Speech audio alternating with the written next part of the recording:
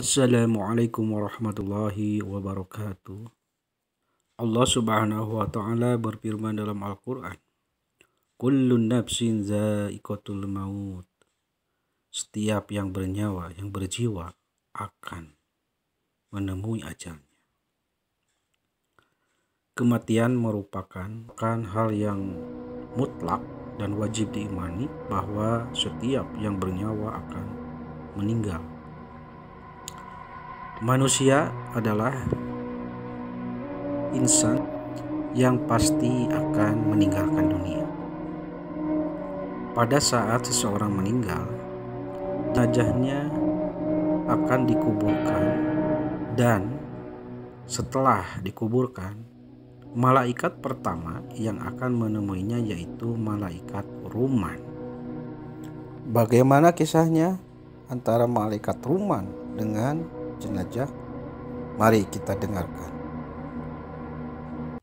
Diceritakan dalam kitab Daqaiqul Akhbar mengutip riwayat mengenai percakapan malaikat dengan ahlul kubur. Diriwayatkan dari Abdullah bin Salam radhiyallahu anhu yang menceritakan bahwa setelah jenazah dikuburkan, datanglah seorang malaikat mengunjunginya. Malaikat tersebut bernama Ruman, dan kehadirannya sebelum malaikat Munkar Nakir. Malaikat Ruman datang dengan muka yang bercahaya, sinarnya menyerupai sinar matahari. Malaikat Ruman kemudian duduk di dekat jenazah, kemudian berkata, "Tulislah segala amalmu yang baik dan yang buruk." Jenazah itu pun bertanya, "Dengan apa aku menulisnya? Di mana penaku? Di mana tintaku?" Malaikat menjawab, "Gunakanlah ludahmu sebagai tinta dan jari sebagai penanya." Jenazah bertanya lagi kepada malaikat Ruman, "Aku tuliskan kemana pena ini? Sementara aku tidak punya kertas." Mendengar pertanyaan itu, malaikat Ruman langsung merobek kain kafan yang dikenakan si jenazah, lalu berkata, "Ini kertas, tulislah di sini." Lalu si jenazah menulis segala amal perbuatan baiknya selama hidup di dunia.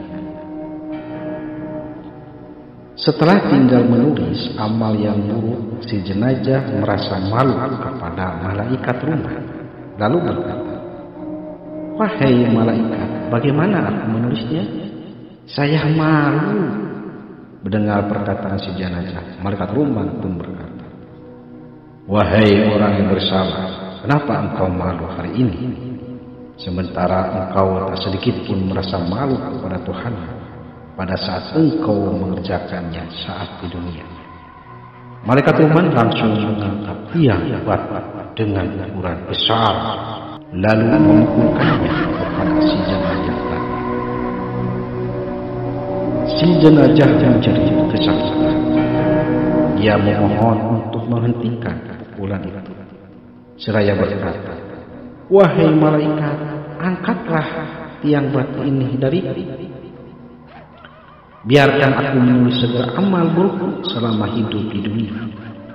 Maka setelah itu si jenazah langsung menulis segala amal yang baik maupun yang buruk selama hidup di dunia.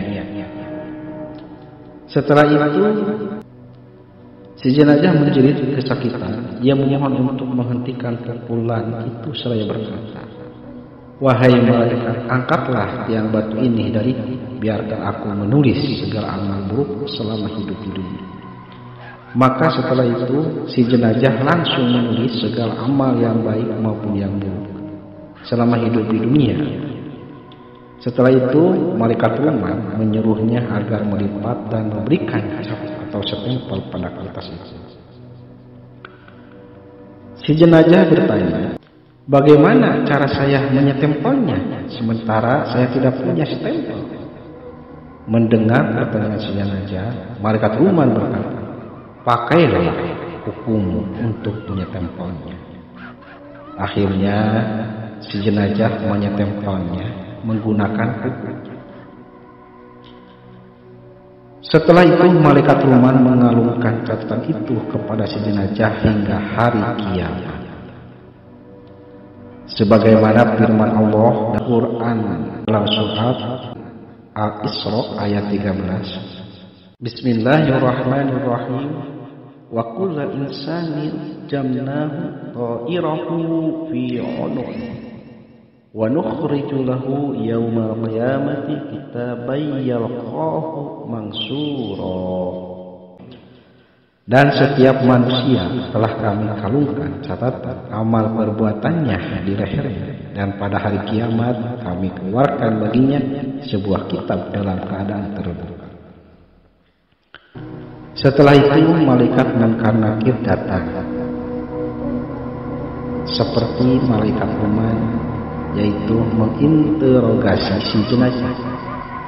Ketika orang suka melakukan dosa dan maksiat, pada hari kiamat Allah menyuruh membaca buku catatan amal.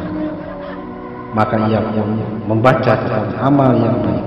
Pada saat mau membaca amal yang buruk, ia diam. Allah bertanya kepadanya, kenapa engkau tidak membacanya? Ia menjawab, wahai, aku malu membaca catatan ini. Allah berfirman, kenapa sekarang engkau malu padahal engkau tidak malu di saat engkau melakukan di dunia? Maka ia pun menyesal atas semua dosa-dosa yang ia perbuat selama hidup di dunia. Akan tetapi menyesal pun tidak berguna, nasib telah menjadi bubur. Ia tidak akan bisa hidup lagi, tidak ada kesempatan lagi untuk memperbaiki. Kini dia saatnya menerima konsekuensi perbuatannya selama hidup di dunia. Subhanahu wa ta'ala berfirman dalam surat Al-Haqqah ayat 30-31. Khudhuhu fagulluhu summal jahima fasallu. Tangkaplah dia, lalu belenggulah tangannya ke leher. Kemudian masukkanlah dia ke dalam api neraka yang menyala-nyala. Quran surat Al-Haqqah ayat 30-31. Demikianlah kisah malaikat Ruman yang pertama menemui jenazah. Mudah-mudahan dan semoga kita menjadi orang yang mengabdi kepada Allah yang sesungguhnya dan memiliki tempat yang baik di alam kubur. Dan semoga kita menjadi abdina Allah yang kuat dengan tauhid. Amin.